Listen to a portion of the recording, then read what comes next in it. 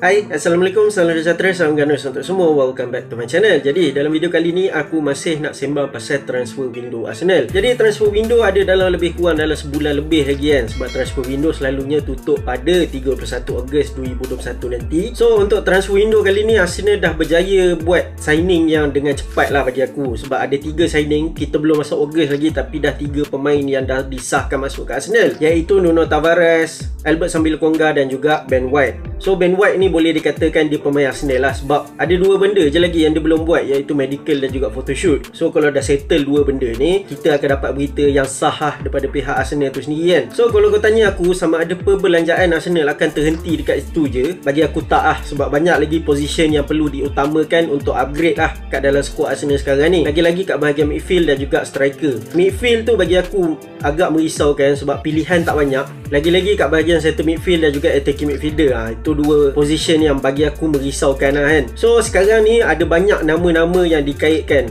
dengan Arsenal lah, masih dikaitkan dengan Arsenal. Jadi untuk video kali ni aku cuma nak sembang lah sama ada apa pilihan aku untuk position yang perlu diutamakan oleh Arsenal lah sebelum transfer window tutup kan. Kira macam transfer dream team aku lah, macam tu lah. Jadi sebelum aku lanjutkan video ni lagi, aku nak korang tengok kat belakang aku ni jersey away Arsenal untuk musim baru nanti, dan juga jersey pre-match Arsenal untuk musim baru nanti. Jadi sebelum ada yang tanya mana aku dapat jersey 2 ni kat belakang aku ni, korang boleh contact Abel Jersey. Okey, aku dah letak nombor dekat sini, korang boleh save cepat-cepat, korang boleh WhatsApp dia terus lah. Jadi sepanjang aku berurusan dengan Abel Jersey ni, bagi aku urusan yang sempurna, memang cepat. Dia punya postage memang cepat. Kau order hari ni, InsyaAllah esok ataupun lusa akan sampai lah barang korang tu kan. Dan satu lagi, apa yang bestnya Abel Jersey ni dalam musim-musim PKP ni, kalau kau beli daripada dia, memang harga dia memang sangat-sangat berpatutan lah. Memang korang jangan risau lah kalau korang kena overspend ke, memang takkan. Lepas tu yang paling bestnya Abel Jersey ni, dia trusted lah. Lagi-lagi pada musim PKP ni, ramai je yang ambil advantage kan. Tapi korang jangan risau dengan Abel Jersey, memang dia trusted, memang boleh dipercayai, memang confirm legit lah barang korang akan sampai lah kalau kau order kat dia. So apa lagi tunggu, musim dah nak mula, takkan nak tertinggal kat belakang kan.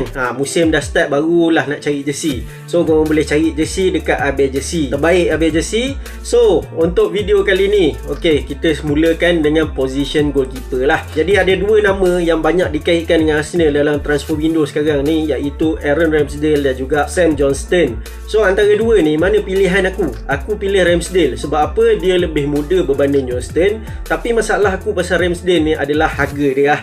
Sekarang ni Sheffield United memang minta harga kau-kau punya, walaupun dia orang jatuh liga, tapi market tu tetap jalan macam biasa. Jadi untuk Aaron Ramsdale ni bagi aku 30 juta tu memang agak melampau juga. Tapi kalau Arsenal bijak, boleh nego. Bagi aku maksimum Arsenal untuk tawarkan kepada Sheffield United adalah 20 juta. Bagi aku 20 juta tu memang boleh diterima lagi lah untuk seorang keeper yang baru jatuh liga dengan tim dia. Sama juga macam Sam Johnstone. Tapi masalah Sam Johnstone ni, dari segi umur dia dah 28 tahun. Tapi kalau nak dibandingkan dengan Ramsdale baru 23 tahun. So Ramsdale seteruk mana pun dia, aku rasa dia masih ada lagi ruang untuk improve lah. Tapi kalau kau beli Johnstone, bagi aku kalau apa-apa jadi, memang tak ada ruang untuk dia buat silap kan. Itulah kelebihan kalau kau beli Ramsdale ataupun Johnstone. So antara 2 ni aku pilih Ramsdale lah, tapi dengan harga yang tertentu. Itu yang paling penting lah.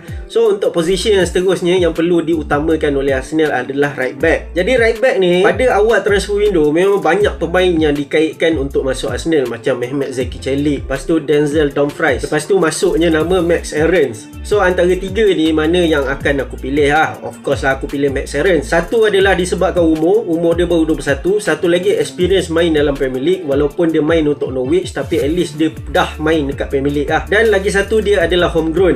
Ini yang paling penting lah kan. Sebab Hector Bellerin kita tahu homegrown, tapi dia punya masa depan dekat Arsenal kita tak tahu lagi. Dia sekarang ni banyak dikaitkan dengan Inter. So kalau dia keluar, satu langkah yang bijak untuk Arsenal gantikan seorang player homegrown dan juga seorang player homegrown yang lain lah, supaya kuota tu tak efek lah dekat squad Arsenal tu sendiri kan. So aku pilih Max Aarons lah, walaupun dia akan menelan belanja dalam 25 juta macam tu kan. So untuk bahagian center midfield, bahagian center midfield ni agak merisaukan sebab kita ada Partey, kita ada Elneny dan juga kita ada Lokonga. 3 pemain je yang boleh dikatakan masuk ke musim baru ni, diorang punya masa depan dah secure lah kan. Lepas tu ada laki satu pemain ni, Granit Xhaka. Banyak dikaitkan dikaitkan dengan AS Roma sekarang ni. So malam tadi keluar beritanya yang AS Roma dan Arsenal dah berhentikan diorang punya deal, diorang punya negotiation untuk Granit Xhaka hanya sebab AS Roma tak setuju untuk bayar permintaan Arsenal lah sebanyak 17 juta pound. Apa sengketnya Roma ni kan. So adakah bagus untuk Xhaka stay dekat Arsenal? Bagi aku bagus lah. Bukan sebab dia perform untuk Switzerland dekat Euro 2020, tapi sebabkan Xhaka ni pada musim lepas, kalau kau tengok dalam skor Arsenal tu sendiri, dia adalah salah seorang pemain yang stand out lah. Salah seorang pemain yang mampu bangkit lepas dia buat silap lah. Kita tahu lah musim lepas dia dapat red card lawan Burnley. Tapi lepas dia dapat red card tu, selain daripada mistake dia masa lawan Burnley tu, bagi aku impress dengan performance dia. Tapi aku tak ada masalah untuk dia stay dekat Arsenal lah. Jadi standard lah, bila ada seorang pemain dikaitkan keluar, mesti ada banyak nama yang dikaitkan masuk ke Arsenal.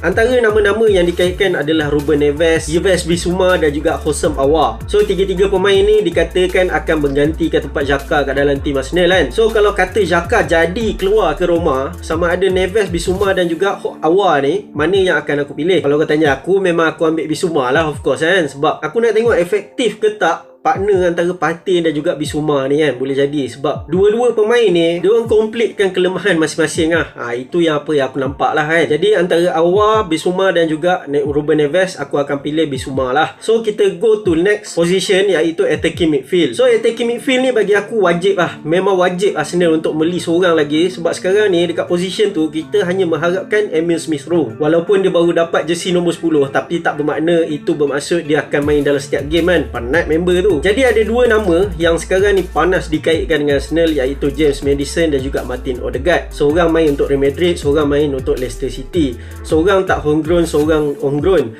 Tapi seorang dah main dekat Arsenal dan seorang lagi belum main dekat Arsenal. So bagi aku Maddison dan juga Odegaard ni pilihan yang paling payah lah bagi aku kan, sebagai fan Arsenal. Sebab dua-dua bagus, dua-dua akan bagi kelebihan, kelainan kat dalam position AM tu kan. Tapi untuk Maddison dan Odegaard ni, bagi aku Odegaard ada kelebihan sikit lah. Sebab apa? Musim lepas, tengah musim dia dah main dekat Arsenal. So dia dah tahu apa yang Arteta nak, dia dah tahu apa yang Arteta nak buat kat dalam team. So dia boleh fit in je kalau dia return kat Arsenal lah. Jadi untuk Maddison pula, Maddison ni bagi aku kelebihan dia akan bawa satu kelainan berbanding Odegaard dari segi jaringan gol lah. Bagi aku Maddison lebih berbahaya dari segi jaringan gol berbanding Odegaard. Odegaard ni dia boleh create, tapi dari segi sumbangan gol lah dia agak kurang lah. Dia kalah kat situ lah lagi daripada Maddison. So kita tahu masalah Arsenal sekarang ni, tak ada midfield yang mampu sumbangkan gol secara konsisten lah dari bahagian midfield kan.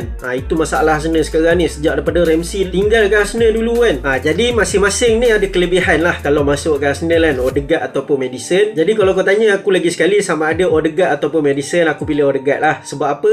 Hanya sebab dia dah main dekat Arsenal dan dia mampu untuk serasi dengan pemain-pemain lain lah dekat Arsenal. So Maddison ni walaupun dia dah main dekat Premier League, so kita tak tahu lagi sama ada dia betul-betul fit lah kat dalam cara permainan Arsenal kan. Jadi itu satu risiko. Lepas tu dengan harga dia, aku dengar Leicester minta 60 juta. Itu pun satu halangan juga tu kan. Nak nego dengan Leicester tu bukan senang kan. So antara Maddison dan juga Odegaard, bagi aku pilih Odegaard lagi lah. Walaupun diorang punya competition ni memang CP-CP je kan. Dan juga position yang terakhir adalah striker.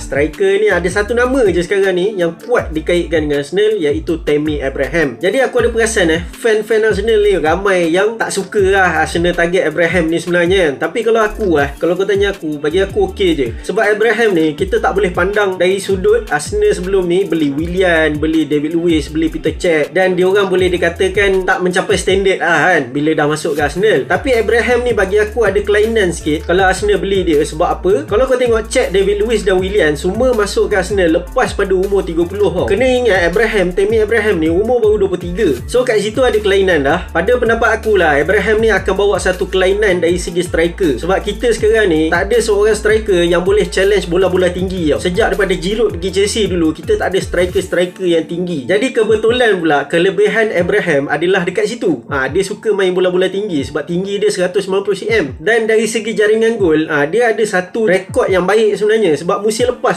walaupun Werner banyak main dekat bahagian striker Chelsea tu, tapi Abraham mampu samakan jaringan gol dengan Werner walaupun dia main dalam perlawanan yang lagi sikit berbanding Werner. So bagi aku kalau Arsenal ambil Abraham ni, bagi aku dia ada pro pros dia ada cons dia lah. Tapi apa yang menghalang deal ni untuk jadi sebenarnya adalah Chelsea minta 40 juta lah. Tapi aku dengar Arsenal nak ambil dia secara loan dulu untuk akhir musim depan nanti. Kalau dia berjaya, kena bayar 40 juta lah. Bagi aku satu deal yang bagus sebenarnya kalau kita ambil dia loan dulu, supaya kita tahu sama ada dia boleh fit ke tak dalam cara permainan Arsenal kan. Tapi aku tak ada masalah kalau Arsenal ambil Tammy Abraham. So itu dia geng, nama-nama yang banyak dikaitkan dengan Arsenal pada masa sekarang ni ya. Kalau ada nama-nama yang terlepas tu, mungkin nama dia orang tak kuat dikaitkan dengan Arsenal. Aku hanya cakap nama-nama yang sekarang ni kuat dikaitkan dengan Arsenal je lah kat dalam position yang dia orang main. Apa pendapat korang? Aku nak korang komen kat bawah. Mana pilihan korang, mana pemain yang korang harap masuk ke Arsenal. Korang boleh komen kat bawah kan.